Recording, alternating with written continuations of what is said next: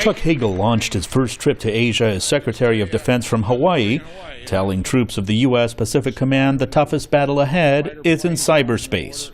This is a very difficult but real and dangerous threat, and there's no higher priority for our country.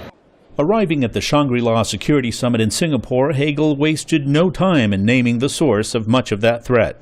The United States has expressed our concern about the growing threat of cyber intrusions, some of which appear to be tied to the Chinese government and military.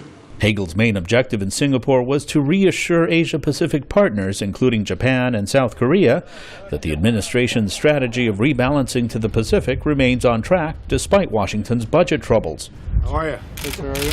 The Pentagon is proceeding with plans to shift 60% of its naval assets to the Pacific. Hagel on Sunday visited sailors aboard the combat ship USS Freedom, now deployed in Singapore. But I wanted to say hello. The Defense Secretary spoke on the ship's public address. You're all making history out here. I think you know that. The rebalance has sparked questions from the Chinese, who perceived the strategy as a U.S. attempt to contain China's growing influence in the Asia-Pacific. Through greater, more visible engagement, Hagel brought the message the United States welcomes a strong and emerging China, one that will be a responsible partner that will contribute to security in this region. Ramirez, VOA News, Singapore.